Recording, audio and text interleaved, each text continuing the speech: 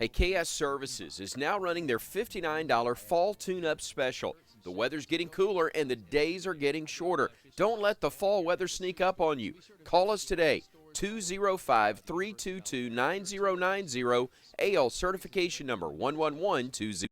Here's your Weather Extreme video for this Sunday, January the 28th. I'm meteorologist Bill Murray, sitting in for Brian Peters, who is traveling again this morning. And we've got more rain on the radar on the Sunday morning, a lot like yesterday.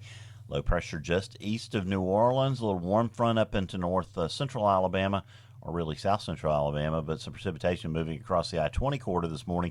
It's increased over the past few hours, just as we expected. Frontal system to the northwest, just into the northwestern corner of the state. You can see some shower activity there along the Tennessee border associated with it. We'll step through the expected conditions for today using the ACE-RRR model, our mesoscale model showing precipitation across the I-20 corridor through the morning hours. This is 8 a.m. this morning. Stepping ahead until 11 o'clock, you can see more scattered shower activity continuing, generally light in intensity through the morning hours. As we head into early afternoon, that cold front will make its way into the I-59 corridor, Tuscaloosa to Birmingham up into northeast Alabama, and as it does, the main rainfall activity will be pushing out to the east of it and will be coming to an end. By 4 p.m., looks like most of the precipitation will be out of central Alabama.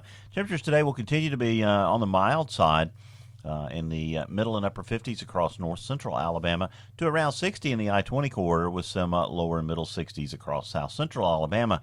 Now, cooler air will spread into the state overnight tonight, but it won't be noticeably, or not really extremely colder. We'll be at middle 30s across the northern half of the area. 38 to 40 in the I-20 corridor, low 40s across south central Alabama. We'll use the GFS model to kind of predict what's going to happen this week.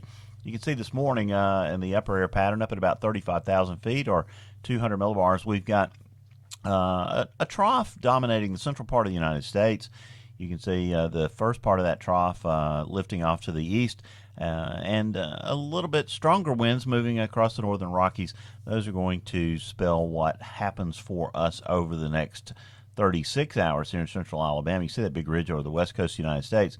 It's going to increase in its amplitude, and as it does, the trough over the central and eastern part of the United States will begin to intensify and sharpen. You can see here, looking for tomorrow morning at 6 a.m. across the United States, that trough deepening from the Great Lakes into central Alabama. And as it does, it's going to push a stronger cold front toward the state tomorrow, coming in late tomorrow. Not with any weather because it won't have any moisture to work with, but it will bring a reinforcing shot of colder air. As we go through the week, things begin to moderate a bit, a split flow pattern across the United States. Southern branch of the jet stream across the Gulf Coast states. Still, we have the northern branch spreading across the central plains, the Rockies, the central plains into the Great Lakes states. And we'll have more benign weather as we move into Tuesday and Wednesday, but you can already begin to see the seeds of our next system in that increasing trough over the central Rockies. You can see it beginning to get its act together. Going down to the surface and looking at precipitation. This is kind of a look for Thursday night, early Friday morning. That trough dropping into the central United States, bringing another round of showers to us. No instability here in central Alabama, so we shouldn't expect any thunder, but we will have a period of rain come late Thursday night into early Friday. Could begin with a few showers during the day on Thursday. Now, the GFS shows high pressure building into the southeastern United States Saturday, and that continues to give us nice weather, colder again as we head into the weekend. The European had been sort of predicting that front would stall, but it's gotten on to the same idea as the GFS now and moves it out quickly. Then the differences in the models come in the next system. The GFS predicting a lot of development to the south Sunday evening. The European is further to the north with this. We'll have to watch that. Doesn't look like any chances of any wintry precipitation, but could be some showers still coming in. Or could this activity that's depicted here on the GFS further to the south could be a little further to the north over parts of Alabama come Sunday night into Monday. Then the GFS kind of gets on to the idea of a second system, or really a third system, coming in late Monday night into Tuesday, and there's some agreement between the models there. Let's look at the GFS meteogram. Shows those three distinct periods of rain. The one that we're in right now that's coming to an end The next one that will move in late Thursday and into Friday, giving us around another half-inch of rain from that system. And then the GFS showing another half-inch of rain coming in from the system that Monday and Tuesday. Now, the GFS does have some little element of snow in it on that, but I don't think that's anything to worry about. You can see it's just a trace of snow showing up there on the end, and I couldn't really see where the model would make that happen or how that would occur, but we'll keep an eye on that as we go through time. GFS 10-day temperatures, warmest day of the 10-day period, unfortunately, is today. We stay in this rather unseasonably cool pattern that we've seen for the past few weeks. We'll be in the 40s all day on Tuesday. That's interesting. We'll be below freezing Tuesday morning and really close to freezing Wednesday morning. You see that midweek moderation, but we're back in the 40s again next Saturday behind that second system. And then a little bit of concern there. Temperatures in the 40s on that Monday and Tuesday. 24 Tuesday morning behind the system. So could we see a little slight change over to snow at the end of that one?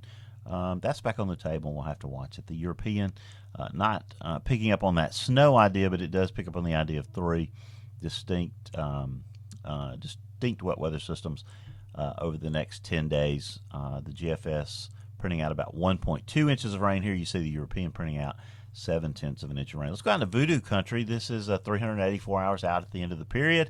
As you're getting ready for Valentine's Day on Tuesday the 13th, this is early that morning after midnight, showing basically a benign pattern across the southern United States. Southwesterly winds at the surface. Not much going on. The big storm system had just moved out. Kind of hopped over us, according to the GFS. That'd be interesting. That surface low tracks through the Great Lakes, and that would be a pattern that could potentially bring us some thunderstorms there around Sunday the 11th into Monday the 12th. But the GFS sort of inexplicably just hops it right over Alabama. And I'm going to hop right on back into the waiting room here to get my next opportunity to do the Weather Xtreme video for you. Whenever Brian goes on vacation, we'll get together on the weekends and do this. But until we get that chance, hope you have a great week. Talk to you soon. Hey, KS Services is now running their $59 fall tune-up special. Our team arrives on time and is always professional. Be sure your unit is ready for the cooler temperatures by visiting our website, callks.com today, and schedule your appointment. It's fast and easy. The weather's getting cooler and the days are getting shorter. Don't let the fall weather sneak up on you. Call us today, 205-322-9090, AL certification number 1112.